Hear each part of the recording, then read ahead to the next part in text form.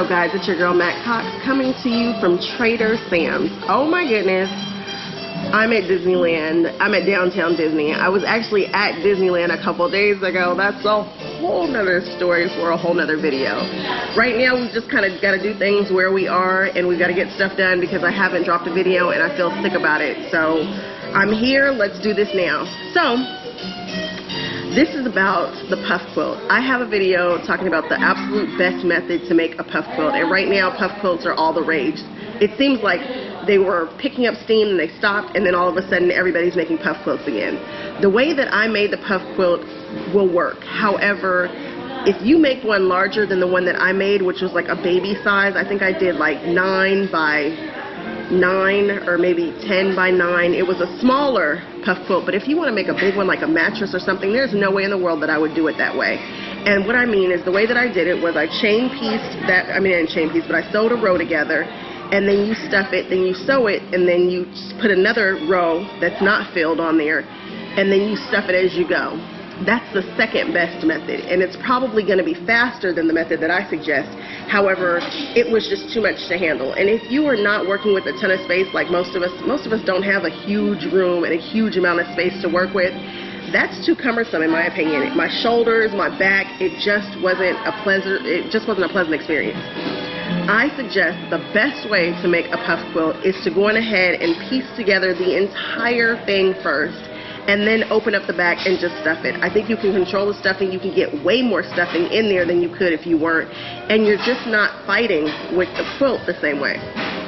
I thought that I was going to make this into a pillow, and I knew that that was going to be a stretch trying to make this into a pillow. You're going to make it the exact same way, but to put a puff and then another puff is just ridiculous. Thank you so much. Food has arrived. Food just arrived. You guys want to see what I got? Look, chicken wings and long beans. Delicious. What's up, guys? I am in the middle of eating, but we are going to finish this for sure.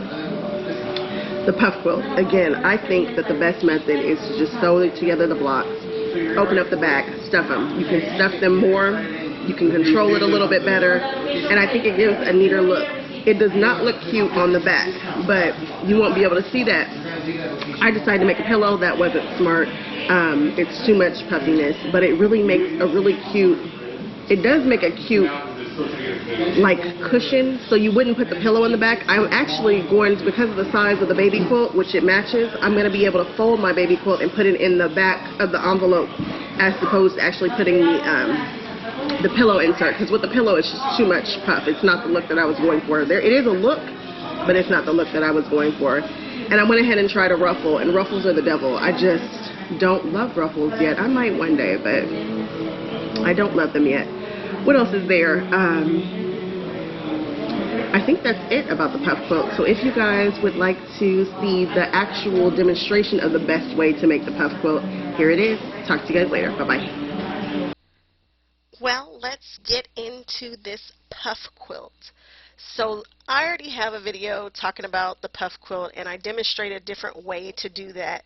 However, I think this is the best way if you don't want to be hurting your shoulders, if you're making a really, really large puff quilt. I honestly think this is the best way to do it.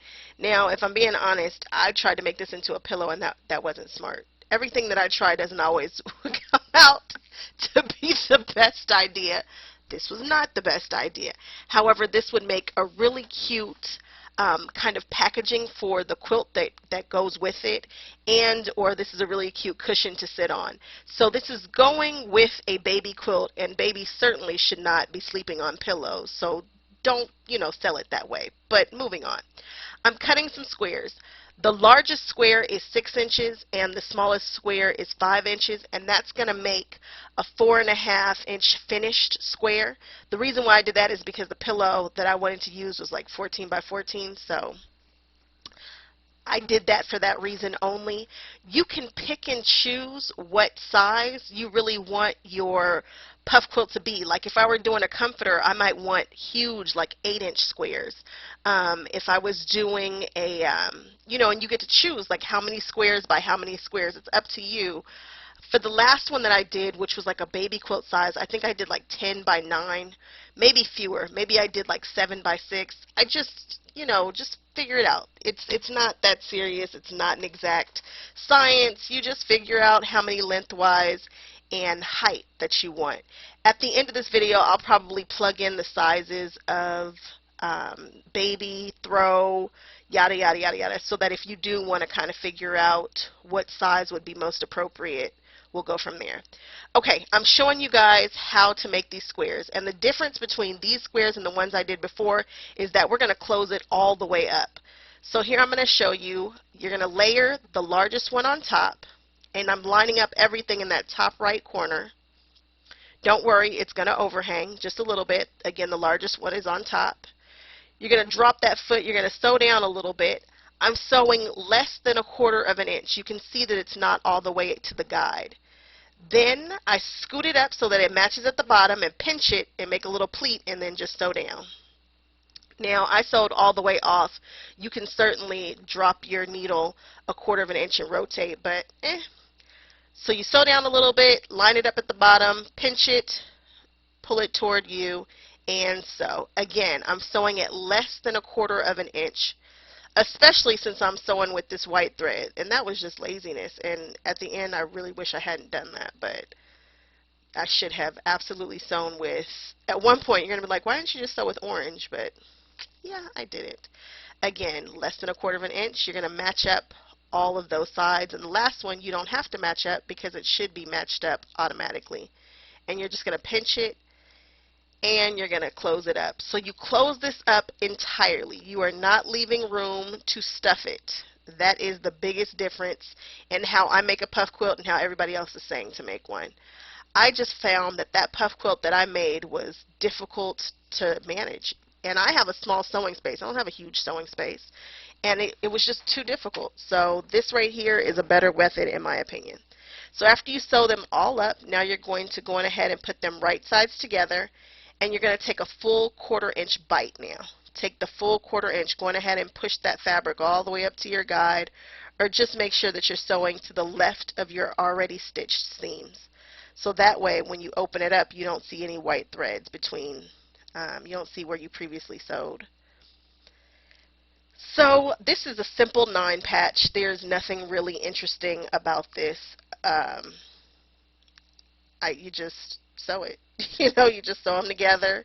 Then after you sew the little squares together, you're going to go on ahead and sew your rows together. Again, nothing super interesting. I like to match these up the best I can. I got one right on the money. One of them I didn't. Leave it to me. I'm like, how is it possible I'm still pinning and still missed? But because it's puffy, you'll never be able to see between there. So it's really not that big of a deal. If you can start it and stop it at the same place, not going to be a big deal at all.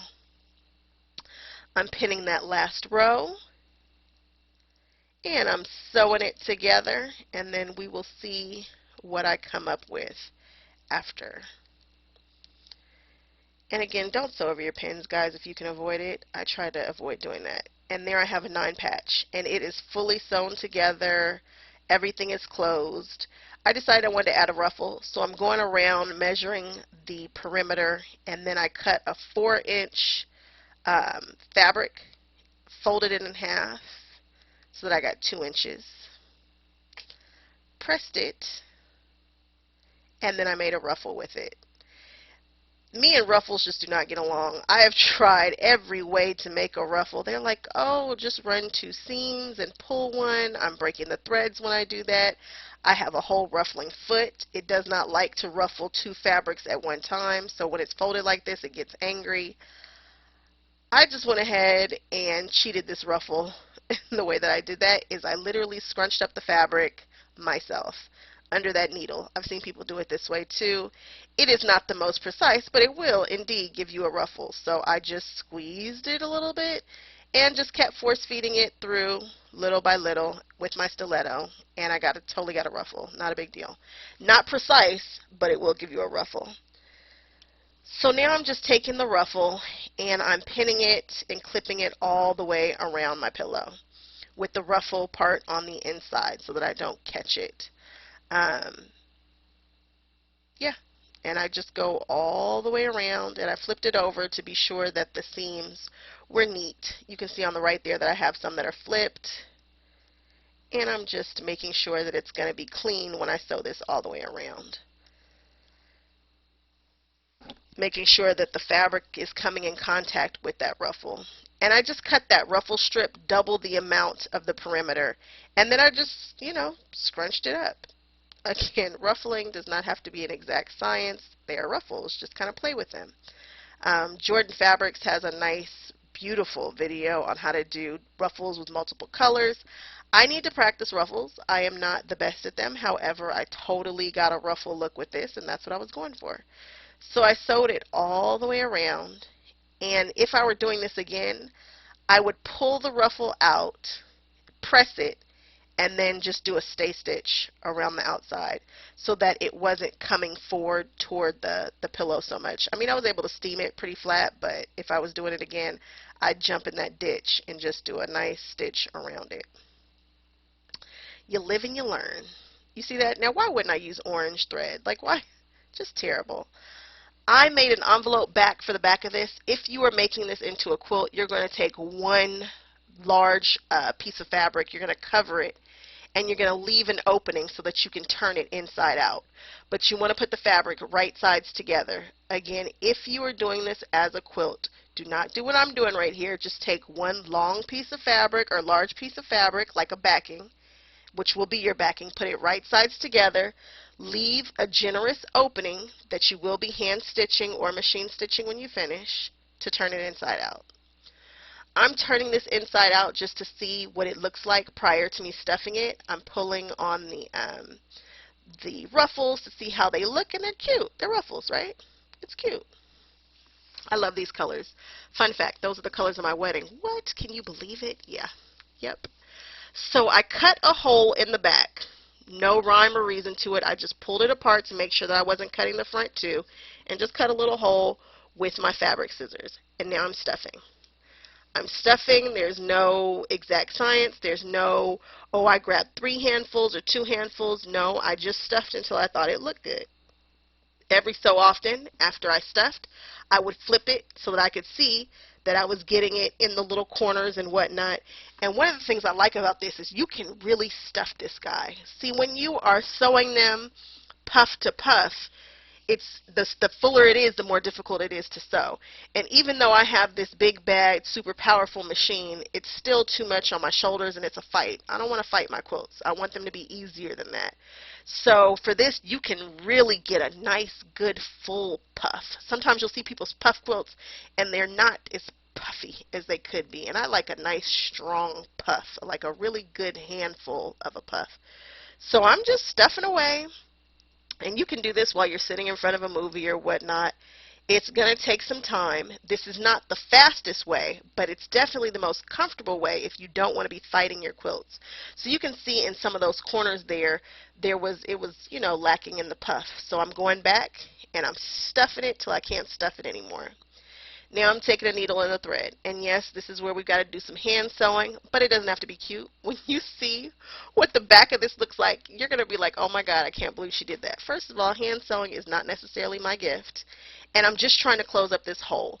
This hole will be on the inside of your quilt. Nobody's ever going to see it. Nobody's going to turn it inside out.